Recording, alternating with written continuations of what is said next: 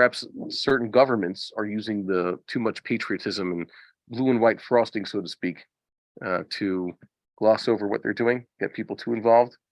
Look, it's a cultural thing. Every government's going to use holidays and flags, national symbols, and national symbolism to its advantage, but that doesn't apostle it. It just means that the right people have to retake those symbols. What's a good example? You read about Rabbi Sonnenfeld?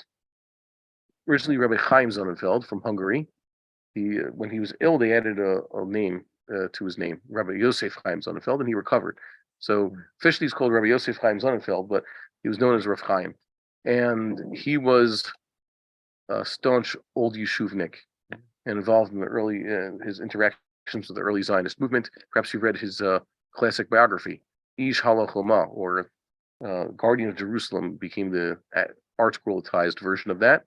I pointed out that the ArtScroll version has actually some revisionist history, glossing over someone who was just to, let's say, controversial. They make him out to be a tzaddik, but then you look up the facts about this guy, and it's just like he was politically expedient for old Yeshuvniks who are anti-Zionist, but he wasn't exactly a tzaddik, and we've discussed that before.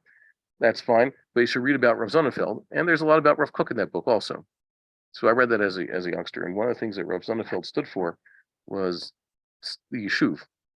And there's a story brought there, I think, in the name of the Chazon Ish. Originally, the old Yeshuvniks were opposed to the use of Hebrew as a language of instruction in the Chadarim. Why? That's a modernist innovation. The secular Zionists are doing that. So there was a gezerah against teaching in modern Hebrew in the schools, even though the community was adopting that as their language.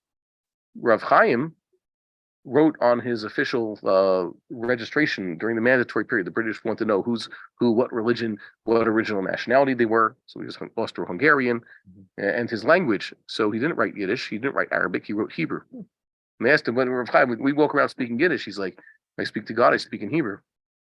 And they say in the name of the Chazon Ish, who eventually martyred the language of instruction and the systems that were listening to the Chazon Ish, it was all Hebrew. They said, oh, what about the Gzera? Chazon Ish said, well, it's an old battle we lost. You know, it's like when World War II rolled around, you don't get the old general from World War I say, okay, here's the old battle plans. We're going to use these old-fashioned types of tanks and trench warfare and all that. You have to, we have to change course. And not only that, Rav Chaim said, I think if I'm not mistaken, said, really, what we should have done was, us old Yeshuvniks back in the 1870s and 1880s, we should have adopted our own form of Hebrew. We should have just made it our spoken language, whichever kind it was, and called that Hebrew. And then we would have denied the secular Zionists this weapon, this propaganda tool. And the secular Zionists, one of their claims to legitimacy was they're the ones who were speaking the classic language.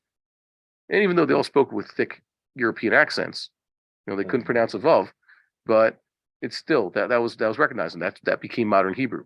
So the old Yeshuvniks should have started it first, but there were Sephardim who'd had it, well, non-Ashkenazim, but it wasn't their spoken language. Even then, they were mostly speaking what? Arabic. And men like Rav Chaim, when they came to the mandatory Palestine, they had to learn Arabic just to get along. What the Jews should have been doing was speaking Hebrew all along. So the same thing with, let's say, the Israeli flag, the blue and white frosting on everything. The right Jews, the proper Jews, should be the ones who pick these things up. I like the Israeli flag because, for better or for worse, that's the flag that represents my people. The Jewish people, right now, that's their flag. And the Jewish people have a country, a land, they have a capital, they have a language, they have a culture. And it's all organic. So right now, we need to fix the government. We need to fix the judicial system. We need to fix ourselves. We need to make keeping the Torah part of our culture. We need to think about God a lot more. We have to keep more mitzvahs. Those are all true. But it does not deny that this is our country, and this is our people, and this is our country, and these are our national symbols and institutions. They're ours.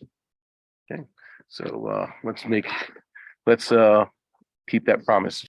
We would like to encourage our viewers to share these videos with friends and send in your responses. If you would like to obtain Birkon Nusach Eretz Yisrael or invite the rabbi for a speaking engagement, please email us at office@machonshilo.org.